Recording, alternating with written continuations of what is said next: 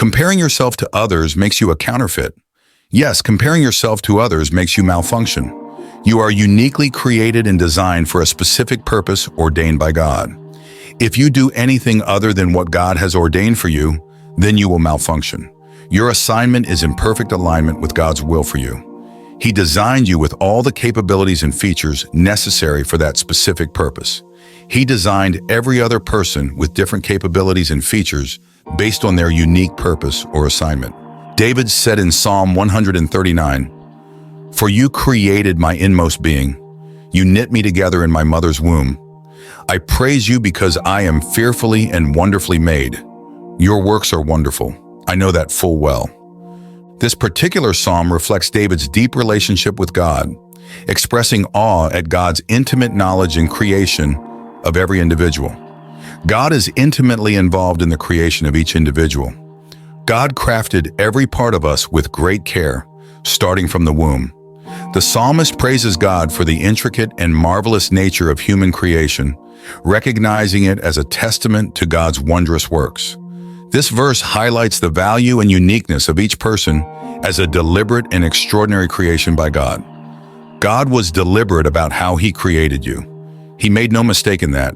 His architect and design for you were thoroughly examined, looking at the project at hand for you, which only you can fulfill.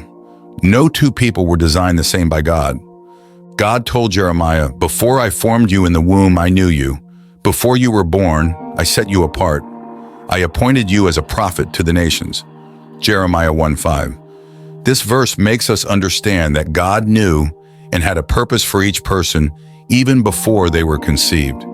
In this specific context, God is speaking to the prophet Jeremiah, telling him that his role as a prophet was established before his birth.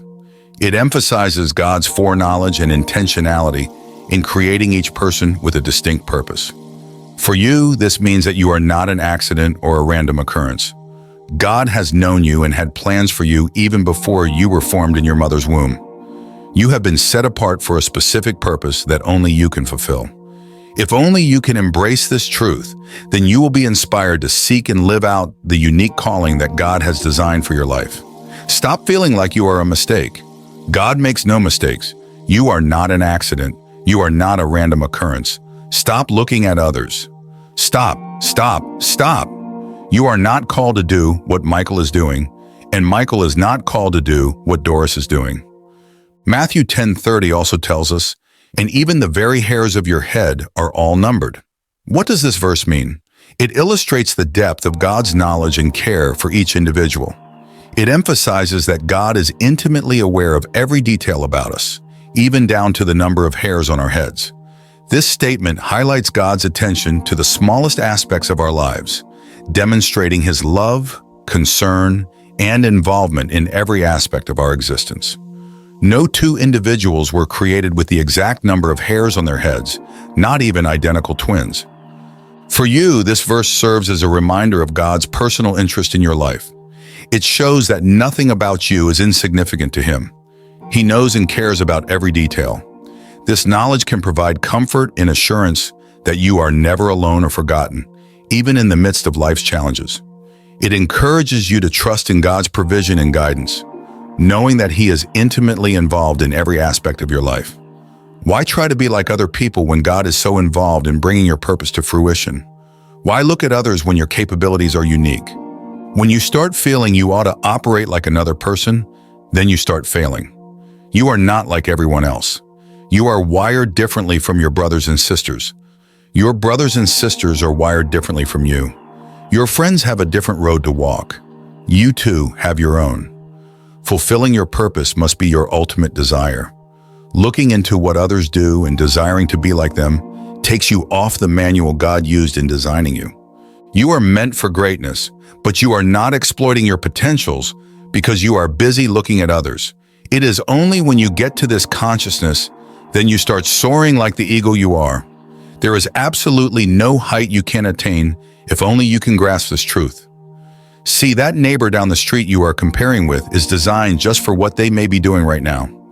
Maybe they are even malfunctioning or doing what they are not designed to do, yet you are desiring their status. Many books have been written about some super great men. I strongly believe they excelled and can be remembered because they did exactly what they were designed for. No wonder they excelled. You are meant to be a city built on a hill if only you can get deep down into God's design and purpose for you. You can't do the assignment if you are not in alignment with Jehovah's manual for you. Yes, you got me. A square peg must fit in a square hole. You can only properly function or fit in a square hole if God designed you in a square shape. You have to stop desiring to be like your brothers and sisters. Just as every part of the body is created for a specific purpose, so are you. But in fact, God has placed the parts in the body, every one of them, just as He wanted them to be. A hand can't do what a leg can do, or else it will break apart because the muscles found on the leg are not found in the hands. Similarly, a mouth cannot serve the same purpose as an eye, just as an ear cannot function as a nose. Each part is designed with a unique role that contributes to the overall functioning of the body. In the same way, tools and objects you use daily have specific purposes. A pot can't do what a cup does. A pot is designed to cook food, while a cup is designed to hold liquids for drinking. Using a cup to cook food or a pot to drink from would result in dysfunction and inefficiency. If the pot should start thinking the cup is more valuable and decides to become a cup, then there will be no food for the owner of the house. What is he going to use in cooking? Will the pot be able to do what the cup can do? Likewise, a pencil cannot perform the task of a computer, and a computer cannot function as a chair. Each is designed with distinct features to fulfill its intended purpose. It is very crucial to recognize and embrace your unique design and purpose. Comparing yourself to others not only diminishes your individuality, but also hinders you from fulfilling the role you were specifically created for. God's purpose for humanity will be unfulfilled if you can't do the specific work He asked you to do here on earth. Each one of us must do just exactly what God sent us out to do, so His purpose for humanity is attained. We all are different parts of one body. If the leg should start trying to be the hand, then the body is incomplete. We are meant to perform just that specific task assigned to us, so the body of Christ feels complete. Embrace your uniqueness and align yourself with God's will, for it is in this alignment that you will find true fulfillment and greatness. Focus on your specific calling to be able to create an impact in this world. Stop being a counterfeit. Stop malfunctioning. Stop looking at others. Be authentic. Be you. Remember, if you are not in alignment with God's will, then you can't fulfill your assignment. I hope these words resonate with you and inspire you to live authentically, embracing the unique path that God has laid out for you. You are wonderfully made and your purpose is divinely ordained. God bless you.